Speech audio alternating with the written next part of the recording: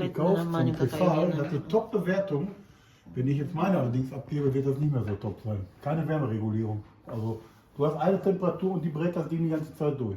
Das muss man normalerweise... Nandito ako ngayon kay Rafaela. Nakikain. Hindi mo sigang suga dari na side. Pagsigan eh. Ngayon, mahugas ako ng plato. Ngayon ang ano ko ngayon. Ang ambag, mahugas plato. Kami-kami lang dire. Kami-kami lang nag-celebrate ng Pasko.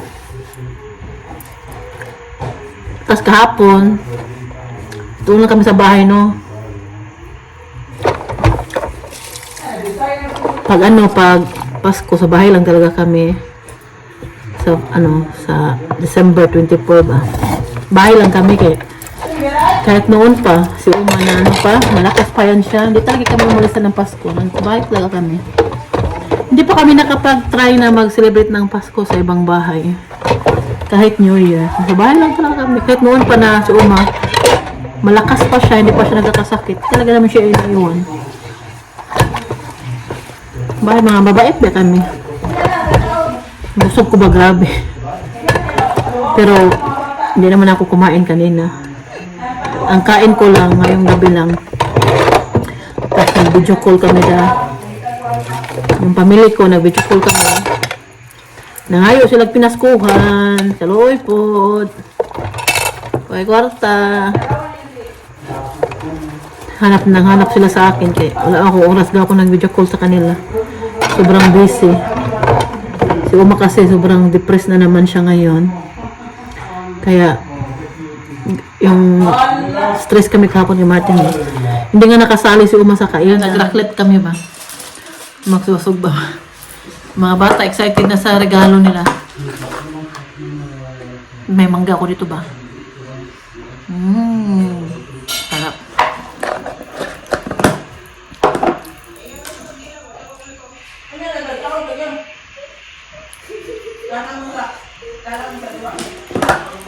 Ang bag ko ay maghugas ng plato. Ay, may laman pala itong ano. May laman pala itong dishwasher niya. Puno na pala itong dishwasher niya ba? Siya na lang mag-ano. Puno na pala. Kaya pala na. Just tell me the game. Yeah, but Now. ano? I can't wait. Para sa cake na. I want to Blij. play now. Nou, allemaal wachten. Ja, we maken jetzt, wenn Nana will gleich schlafen. Dat was so cute. Ja, warte doch. Nein, Mango Blut. Ja, Das ist Nog even. ja. Mango Blut. Voor Michelle.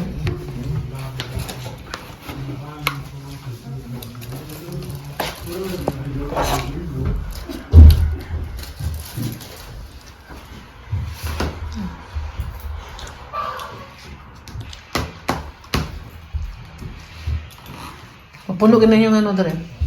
Wait. Porting kaon sa amigo sa ano yun. Ito. May pag-game si Rafaela para kay Philip at Fiona. Mama ko nanood sa amin.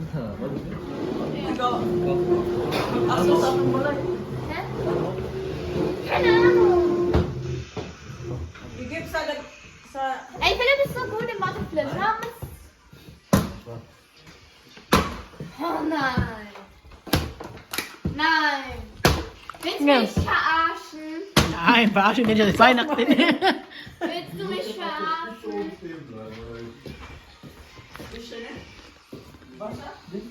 Ja, Ja, auf den Schuhen muss er landen. langsam. Langsam! Mach keinen Stress. Hä? Wer? Alle machen mit. Alle machen mit. Ja.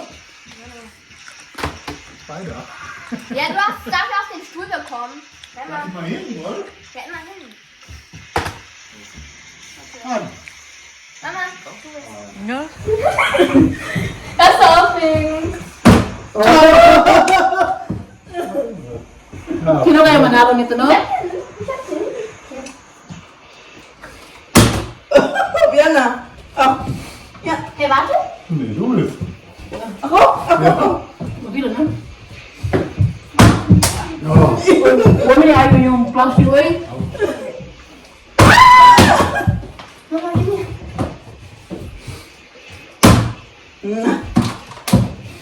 Oder, kuha na to. Das wird so viel.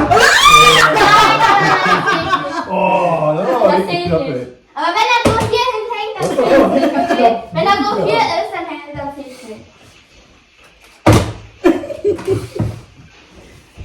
Ako sa'yo mo makadaw ka niya. Oh, no.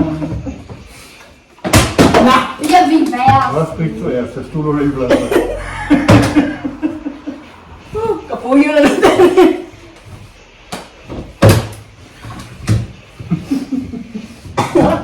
Hey, wer durfte nicht? Ano? Ei! Niemand kann's. Oh, naman. Der so, wenn so landet, dann darfst du gleich nicht. Oh, best, kuha na to kamay, babe. Ah, bate. Ihr sitzt so lange nicht schon, weil ich Ang dann. nanay, ito natin nanay na nanay. Scheiße. Ang the winner is Was sagst du mir? Fiona Was Dine. sagst du mir? Nee. Inasabi sabi ha. Hier, hol die Flasche nochmal raus. Lampe. Wow. Sa kwarto ninyo. Eine Ampel. Mhm, stell ich drauf. Draußen. Dito kami sa Frankfurt. Bleiben Sie rechts.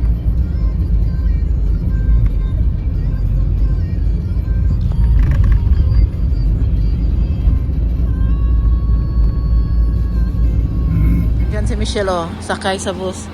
Papunta siya ng Austria, sa Vienna. Siya lang mag-isa. Yan. Talaga na, natuto na magbiyahe. Layo. Kung hindi mo payagan, mag-ano din, magalit. Ano yung ginawa ni Fiona? Busy siya.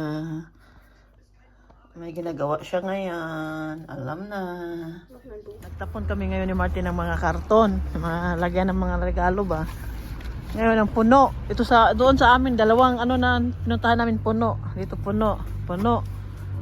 Kahit ano na, 4 na container to dito tapunan na ng mga karton oh. Puno lahat. Ito din oh, puno.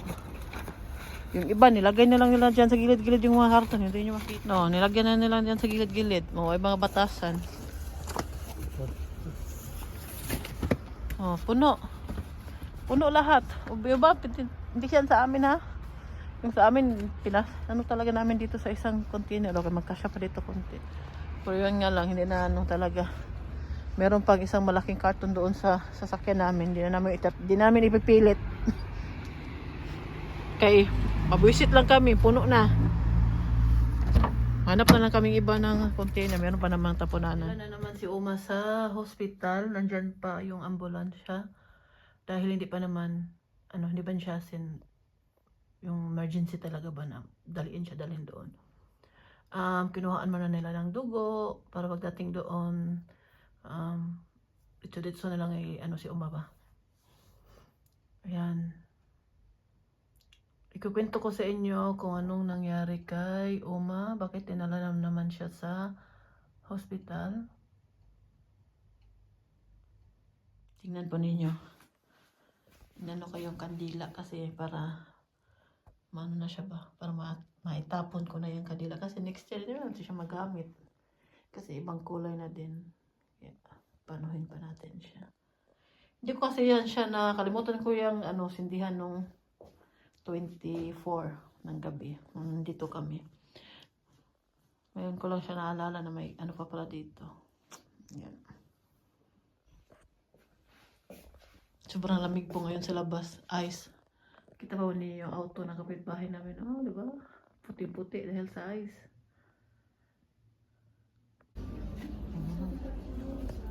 Ito. May Hello Kitty sila na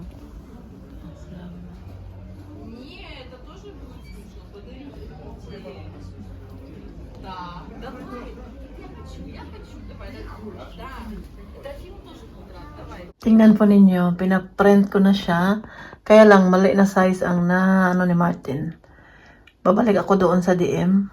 Siguro, next week na. Or sa January na. Gusto ko yung malaki talaga ba yung size niya talaga, pataas naman. Kasi itong size na to sa Facebook kasi ito ni copy ni Martin. Sabi ko, huwag sa Facebook kasi pag ginawa mo siyang profile pic, siya, hindi talaga yung buong picture ang makita ba. Kaya sabi ko kay Martin na yung original talaga yung gamitin natin para hanggang dito. Pangit kasi kanyo na makita sa dito na side Di ba? Kaya ipaprint ko yan siya ulit next month na lang. Wow, sana all.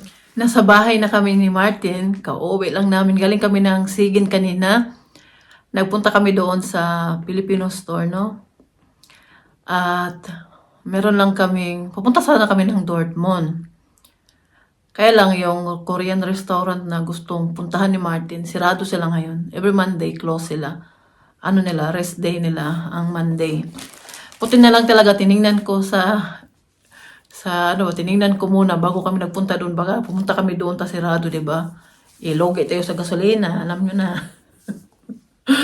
Kaya sabi ni Martin, punta na lang tayo ng Zigen. Kasi kanina, wala kasi si Oma dito.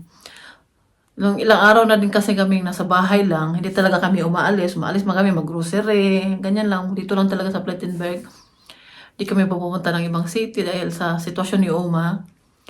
Ngayon, ikukwento ko na po sa inyo yung nangyari kay Oma.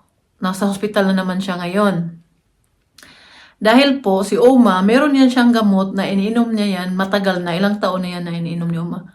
Para yan sa kanyang likod. Para yan sa sakit ni Oma na osteoporosis, no? Kailangan niya ng sobrang tapang na pain reliever para, makatulong sa sakit na naramdamin sa likod, no? Hindi natin talaga yan hindi tayo makarelate niyan kung gaano yung sakit nyo sa likod ba, di ba? Minsan, sumasakit yung likod natin. Minsan, may naman tayo ng gamot, pero hindi natin makumpara yan kay Uma sa sakit na ramdaman niya sa likod niya. Dahil alam naman po nating lahat, no, kung ano yung osteoporosis. So, ngayon, si Uma, matagal na siya uminom ng gamot na yan. May time kasi na hindi niya naiinom ng tamang oras. So, hindi na the same time ba? Hindi na parehas ng... Dapat kasi inumin niya yan alas 8 ng umaga. Dapat sa gabi din alas 8. 12 hours ang ng gamot. Hindi na niya mainom kasi minsan matagal siya magising. Tapos kung pinapainom namin, iluwa niya. Ayaw niyang inumin. Ngayon kasi nakahanap na kami ng paraan paano namin ibigay kay Uma yung gamot. At nakatulong din naman itong nilalagay namin sa yogurt yung gamot ni Oma. Minsan sa pudding, nilalagay namin para lang talaga na, kasi kung gamot lang, paano mo sa kanya, tas tubig or tea, hindi niya talaga inumin. Dahil may isa sa gamot niya na napaka-pait siguro ng lasa. Pag nainom niya yan, tas siya sa, ni Oma, sa labi niya, na parang nalasahan niya yung na iluwa niya talaga yan. Kaya mas maganda yung nagawa naming paraan ngayon, nilalagay namin siya sa yogurt or sa pudding. Kaya yun yung, din naman siya. Ilang weeks na din na ganyan yung ginawa namin. Nagpunta ditong nurse, di ba? Sabi ko sa inyo na pumunta ditong nurse ni Uma. Ngayon, sinabi namin niya about sa kanyang gamot, sa pain reliever niya na sobrang tapang po talaga ng gamot. Hindi ka basta-basta makabili niyan sa pharmacy. Kung wala kang resita galing sa doktor. Tapos yung resita na ibigay sa doktor, siya? Parang special na siya ba? Parang yun ko basta. Tapos, hindi din basta-basta ibang tao makakuha niyan sa pharmacy. Sangkaling aalis kami, hindi na yun nakalimutan namin kunin. Tapos magsabihin namin kay Rafaela, pakikuha doon, di pwede. Kahit mayroon pa siyang resibo. Parang resita siya. Para siyang copy ng Kasi minsan pag pumupunta kami sa pharmacy, hindi namin nabibili agad yan dahil wala silang stock. Kinabukasan pa or mga hapon. Hindi namin pwede sa ibang tao. Kami lang dalawa talaga ni Martin ang pwedeng kumuha niyan sa pharmacy. Ngayon, Nung nagpunta ang nurse dito, mininto namin yan. Hindi maganda na hindi naiinom ni Uma ng tamang oras yung gamot niya. Lalo na itong gamot, isang gamot niya. Dahil yung Nebenberkungen, yung side effect, yung ano ba, yung side effect na, yung, Nebenberkungen side effect, di ba? Basta yung side effect ng gamot, hindi na siya na, sa tamang oras. Basta yung sabi niya, dapat parehas talaga na oras ni inom ni Uma. Kaya sabi namin, baka may iba sila na na gamot na, ano ba? Sabi naman niya, yung plaster daw. Ano daw yung plaster? Dinidikit yan sa likod or minsan sa shoulder, pero hindi siya dapat idikit na malapit sa buto mo dahil hindi siya mag-effect. Sabi, no? Dapat sa may mga taba-taba ba? Kaya sabi ng nurse, itry namin yung plaster na yun. Yung plaster na yun, sa pagkakaalam ko, ang pangalan ng plaster na yun ay morphium. Sa German, morphine. Basta yun po. Basta yan ng gamot. So, nitry namin yan siya kay Uma kasi dinidikit lang siya sa likod ng 3 araw. Bali, 3 araw doon yung plaster. So, after 3 days, tatanggalin na naman yun siya at didikitan na naman ng bago pero sa ibang side na naman. So, ginawa namin yan. Noong una, may napansin kami yung pagbabago kay Uma. Hindi kami nag-react ni Martin o hindi namin hinayaan lang namin baka kasi dahil sa depression lang niya. Pero nung mga 3 weeks na itong week na to na meron si Uma, nag-start siya niyan. Palala yung sitwasyon ni Uma, parang hindi na normal ba? Kasi kung may araw na grabe yung depressed niya, kinabukasan okay naman yan siya. Or kaya itong araw na to, depressed siya. Pero kakain naman siya, may gana naman siyang kumain. Pero usog malakas si Uma kumain. Ang problema ko talaga kay Uma, yung pagpainom lang talaga ng tubig. Kasi siyempre ikaw, kung tubig na lang palagi iniinom mo, ayaw mo na din, magsasawa ka. Sa tea din, nagsawa na din siya. Kaya, naghanap na din kami ng iba na anong painom namin sa kanya, na pwede sa kanya. Hindi naman din pwede na, hindi namin siya painumin. Baka ma-dehydrate na naman. Minsan magawa ako ng chocolate, yung hot cacao, yung hot chocolate, magawa ko sa kanya. Iniinom niya. Minsan, yung ibang ng tea. Kasi noon, 2 klaseng tea lang pwede niya inumin. Yung nagka-problema siya sa tiyan niya. Ngayon kasi tapos na yung 6 months, sabi ng doktor, pwede na siyang ibalik sa normal na niya. Pero, dandahan lang, hindi mabigla na naman yung tiyan ni Uma ba. Kaya pinapatry na namin siya ngayon. At bago lang din siya nag-start ng inom ng may mga gatas kasi pinagbawalan din yan sa 6 months din bawal siya umainom ng mga product na may mga gatas. No? Kaya ngayon lang din kami nakapagbigay sa kanya ulit ng pudding, yogurt, mga ganyan, mga may mga gatas ba. Minsan yung binibigay namin yung parang lugaw siya na kanin ba, tapos binagyan siya ng gatas, vanilla, sarap, gusto din ni Uma. Ngayon, yung plaster na yan, as in, halos, diba, hindi napansin ninyo, wala si Uma sa Pasko, hindi namin siya kasama, dahil masama po yung pakiramdam niya. Kung paupuin namin siya sa kanyang wheelchair, hindi naman din siya mag-i-enjoy dahil iba yung pakiramdam niya. So, hinayaan na lang namin siyang nakahiga. Hindi naman din niya na alam na Pasko na kahit araw-araw ko sinabi bago mo Pasko, parang wala siyang, hindi na siya interesado ba? Parang tatingin ko pa siyang hindi siya interesado. Pero alam ko naman na sa sitwasyon ni Uma na marami siya naramdaman, parang sakit pang. Kasi sinasabi ko sa kanya, Uma, bukas na Pasko na. Sabi niya, wala akong pake. Ganyan yung sagot niya minsan sa akin ba? Parang sobrang depressed niya nung time na yun. Yun ang epekto din sa gamot na, sa yung bago namin nilagay na plaster sa likod niya ba. Kaya yun. Tapos sabi ko kay Martin, hindi na ito maganda dahil napapansin namin pag ikapangatlo na ng araw na yung plaster sa likod niya, pangatlong araw na, para yung side effect, pababa na siya, maging okay na si Uma konti. Pero konti lang talaga na. Medyo nakakausap ko siya, kakain siya konti, iinom siya, hindi ka mahirapan. Pero pag pinalitan na naman namin siya ng bago, kasi after 3 days nga, kailangan siya palitan, mag-start na naman sa uno yung yung sitwasyon niya na hindi niya halos maibuka yung mata niya, parang may sore eyes siya, tas nagluluha yung mata niya, walang lasa yung kinakain niya, iniinom niya, hindi niya gusto.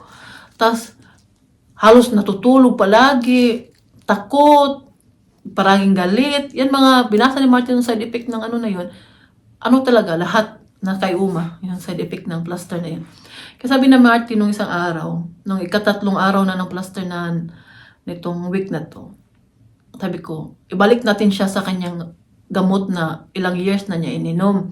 Total, nakahanap na tayo ng paraan paano natin ibigay sa kanya yung gamot para mainom talaga niya.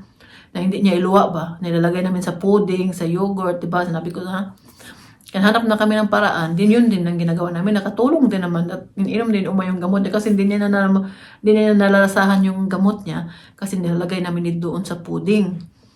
Isang kutsara lang din na pudding ibibigay ko. Pag nalunok na yun ni Uma lahat yung nakain niya, bibigyan ko siya ng tea or gatas, pinapainom ko siya para may liquid naman siyang mainom para talaga yung gamot ba. So nakatulong din naman yung paraan na yun na ginawa namin. Para talagang bata talaga yung ginagawa ng pahabaan talaga ng pasensya. Sabi Martin, pag natanong niya ako minsan pag ako na una doon kay Uma, mag-asikaso, habang umaga, sabi ni Martin, si Martin tas nasa taas pa, hindi pa siya nakapunta kay Uma. Tinatanong niya ako, kumusta si Uma? Sabi ko, pahabaan ng pasensya. Minsan magtawanan na lang kami ng Martin ba, kung ikaw na naman doon, palit na naman tayo. Kasi nagagalit siya sa amin. Pag piniinom namin, ginaganyan ako. So minsan natatapon, mabasa talaga. Araw-araw talaga kami, minsan 3 beses kami nagpapalit talaga ng damit ni Uma kasi nababasa siya ba kahit nilalagyan na namin ng towel dito. Minsan kasi yung towel ginaalis niya, hindi namin maano ba. Ginanyan niya, tapos pinapainom namin siya, basa.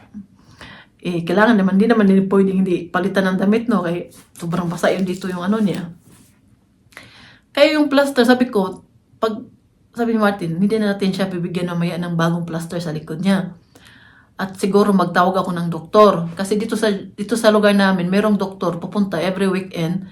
Lalo na pag weekend or holiday, lalo na sa gabi, na may pupuntang doktor na magpunta dito sa bahay. Iba din yung doktor na kasama ng ambulance. Iba din yun siya. Itong doktor na to, iba din to. Parang din to siya. Parehas lang sa clinic ba, pero yun ang differential lang. Sila ang pumupunta sa bahay ng mga pasyente. Tinitingnan nila, ganyan. Kasi ito sa Germany, kung kailangan mo ng gamot, na wala ka sa bahay, meron din kasi ditong emergency pharmacy. Na bukas sila sa weekend na buong hanggang madaling araw, bukas sila. Titingnan mo lang kung saan pharmacy ngayon ang na emergency ba, na kung may emergency, pwede ka makabili doon ng gamot. And mayan ang maganda dito sa Germany. Kasi dito, Sunday, sarado talaga, no? Rest day talaga ng mga tao dito, Sunday. Tas Sabado naman, yung pharmacy, lang sila, hanggang alas 4 lang sila bukas.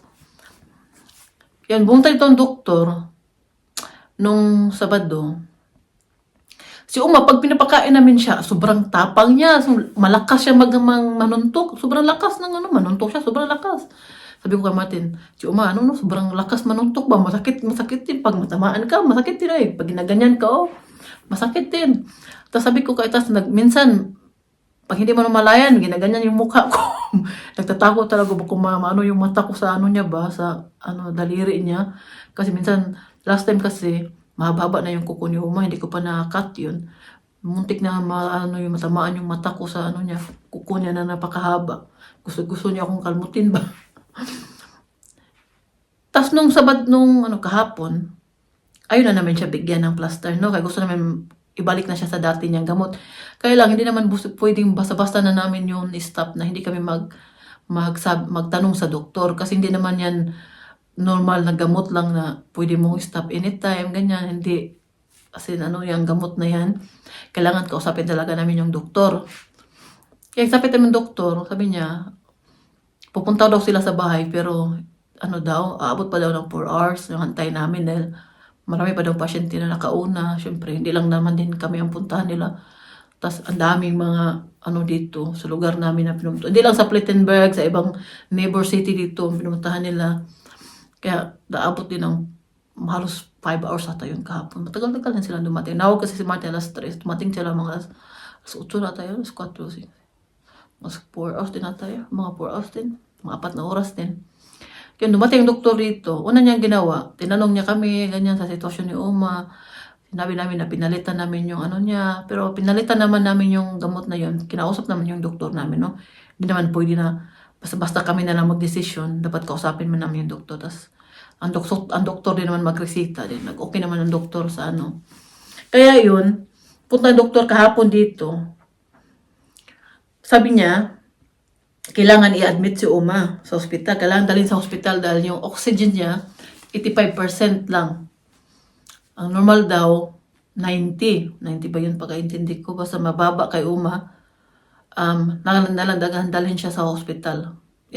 Yun din ang rason na dinala siya sa ospital. At sinabi din namin na gusto namin siya ibalik sa luma niya. At siya gamot na talaga na una niyang iniinom na ilang taon na ba. Kasi yung gamot na yun, matagal na niya na ininom yun. Hindi kami nagka-problema nun. Itong bago, sus Ginoo ko. Halos lahat ng side effect ng gamot na ano talaga. Side effect ng plaster niya na ano talaga ni Uma. Kaya ngayon, kahapon dinala siya dito ang emergency. Kinuha siya, dala siya sa doktor. Kanina, pagpunta ni Martin doon, tulog si Uma. Tinanong ni Martin ang nurse, kumusta si Uma? Sabi niya, kanina umaga daw, not good daw, hindi daw maganda yung ano ni Uma, sitwasyon. Pero kanina daw mga malapit na magtanghalian, okay na daw yung ano ni Uma. Parang tulog lang siya kasi stress din siya kahapon. Sigaw ng sigaw, palaging sumisigaw. Tapos ngayon, tulog siya. Kanina tulog siya. Sabi ni Martin, mabalik lang daw siya mamaya. Kaya bumalik kami doon after namin napunta ng Sigen. Gising si Uma, pinalitan siya ng diaper. Prepare na para para pag matulog. Pinapalitan talaga nila ng diaper yan, pinapakain, ganyan. Ngayon, nakita ko sa sitwasyon ni Uma, nako, mas okay talaga yung sitwasyon niya ngayon kaysa kahapon. Sabi niya, punta ng doktor kahapon dito sa bahay. Sabi niya, may sore eyes daw si Uma. Kung ilang araw naman yung ganyan yung mata niya, nagluluha ba. Tapos, hindi niya halos maibuka yung mata. Isa din yun sa side effect ng niya. Hindi halos, pero simula kasi kahapon, hindi na namin nilagyan ng bago. Kaya, parang dandahan na nawala sa katawan niya yung ng gamot. Ngayon, ang mata niya, talaga yung mata niya, parang hindi na nagluluha. Nawala talaga yung, sabi ko kay Martin, tingnan yung mata ni Uma. Okay na, hindi katulad kahapon na hindi niya halos maibuka yung mata niya. Tapos hindi siya palaging tulala, depressed. Parang iba talaga yung sitwasyon ni Uma. Hindi ko lang talaga nabidyohan. Naawa kasi ako. Kaya nawala din sa isip ko ba grabe din yung pag-alala namin, alaga namin sa kanya, pinipilit namin siyang painumin. Hindi naman yan mahirap. Si Uma, kumakain yan mag-isa lang ng tinapay. Pero simula nung bago yung bago yung gamot niya, hindi na siya kumakain. Kailangan mo pa siya subuan. Kung subuan mo ilang maliliit na slice lang ng tinapay, yung kinakain niya. Kaya pumayat si Uma ngayon dahil 2 weeks na din kunti-kunti lang kinakain. Palagi lang sabaw. Kasi kung hindi mo din gagawa ng sabaw, kunti lang din mainom niya, ma-dehydrate na naman siya, diba? Sabi kasi, hindi daw dali mamatay ang tao pag hindi kumakain ng ilang araw. Pero pag hindi umiinom, yan ang problema dahil madali lang talaga na matatanda. Tapos nung pagsabi namin sa doktor na kunti na lang iniinom ni Uma, sabi niya, gusto niya makita daw ang sitwasyon ni Uma. Kaya pupunta na lang daw siya dito. Kaya pumunta siya, sabi niya, kana ko makita kasi pag kunti ang kasi iniinom niya, magkakaproblema daw si Uma sa kidney niya. Hindi daw maganda. Pinapunta talaga yung doktor kahapon. Buti na lang talaga na yun na talaga siguro ang sign na kailangan dalhin si Uma sa ospital para talaga siya doon, matingnan talaga siya ng mga special doctor doon ba. Kung kami kasi, hindi naman din nasasabi ni Uma yung tama kung ano naramdaman niya. At meron pang isang problema ngayon pala, dahil si Uma merong sugat sa puwet niya. Ito sa may taas. Pakita ko sa inyo saan banda. Itong puwet na ito. Dito talaga yung niya. Dito na side. Dito talaga yung niya. Diyan ang ni Uma ngayon sa puwet niya. Lumalaki talaga siya. Normally, na talaga namin yan na nawawala din yan ba? Pero ngayon, hindi na talaga siya nawala. Lumalaki siya, tapos lumalalim yung sugat. Stadium 3 na siya. Nasa 3 na siya. Parang sa stage 3 na yung ng sugat yung sa puwet niya. Kaya mabuti na din nandoon siya kasi titingnan daw ng special doctor bukas o ganina kung kailangan siyang operahan. Parang may ilagay doon na parang parang balat daw. Yung pa tawag yun tawag naman sa German basta operahan siya para masirado yung nabumuka doon. Yan yung pagkakaintindi ko Kaya yun. Kaya hindi pa siguro mauwi si Uma na ito ng madalian. Kung matuloy talaga yung operahan, yung sa likod niya, yung sa puwet niya. Diba, normal lang talaga sa mga matatanda, na darating talaga yung time na magkakasugat-sugat na sila. Dahil yun yung, aray ko. Nasuntok ko yung kamay ko. Ate, sakit. Uy! Ang bigat pala ng kamay ko, no? Na ganyan lang siya, no? Sa daliri ko, sakit. Kaya yun yung problema namin kay Uma at pag-alala, buti na lang na nakita ko naman din yung sitwasyon niya kanina na okay talaga siya ngayon kaysa kahapon. May sakit na lang talaga siya nararamdaman dahil ngayon sa puwit niya yung sugat niya ba. Buti na lang na dinala siya doon para makita siya ng doktor kung anong dapat gawin doon sa puwit niya, kung kailangan ba talaga operahan. At para naman hindi lalaki masyado yung ano ba. Mahirap kasi pag may ganyan na yung matatanda, no? Maalag, mas grabe pa yung pag ano mo ba kasi ingat ka din na di mapasukan ng bakterya yung ano niya. Yan ang delikado. Hindi din kasi si Uma nakakaupo ng matagal. Sumasakit yung likod niya. Hindi din siya nakakatulog sa ganitong side kasi dahil sa likod niya, mahirapan talaga kami Martin minsan paano namin siya pahigain. Pero tinatry talaga namin na hindi maano yung sa puwet niya ba. Kinalmot kasi yun, nung maliit pa yan, kinalmot yan ni Uma. Grabe talaga yung galit ko nung time na yung kinalmot niya yan. Lalo pag nakaupo siya sa ano dyan, kinalpot niya karon mayroong plaster na kaming nilalagay, takpan siya ba? Para hindi din mabasa ng ihi. Ano kasi yun? Yung plaster na yun, ano din siya yun? Hindi siya basta na mabasa. Yeah, tingnan na lang namin sa sunod na araw, bukas, baka may bago na naman kaming maano doon kung anong gagawin nila kay Uma sa puwet ni Uma may sugat sa puwet niya.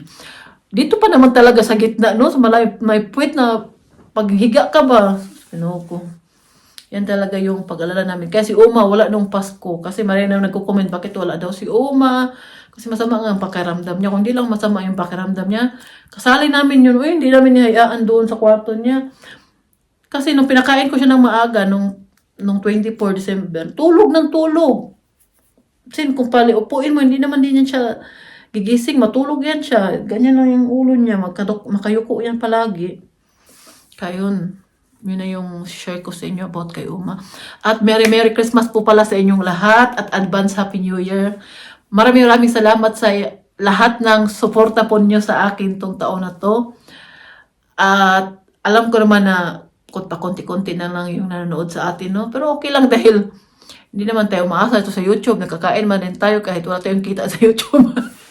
Hindi may kita man tayo pero konti-konti lang. Pero tuloy pa rin ang laban. Baka next year, swertuhin na tayo. Babalik tayo sa dadami na yung manood sa atin. Malay natin, di ba?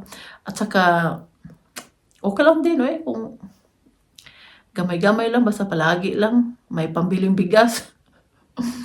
At yun lang. I-end na natin to. Medyo mahaba na tong kwentuhan natin ngayon. Sana masaya po kayo. Nairaos po ninyo ng masaya yung Pasko. Kasama niyo yung pamilya ninyo. At sana healthy po kayong lahat. Walang nagkakasakit sa pamilya ninyo. At ako po ay nagpapasalamat sa inyong suporta sa akin. Maraming salamat po sa inyo. At sa mga gusto pong manalo, meron po akong ni-post doon sa Facebook page ko na manalo ng Sara bag or Sara perfume. Dalawa po yung pipiliin ko. May picture po doon na doon lang kayo mag-comment at automatic na kayo masali sa raffles ko. At next month po ninyo matanggap yung mapanalunan ninyo. Yun lang. Bye! Happy New Year! Ciao!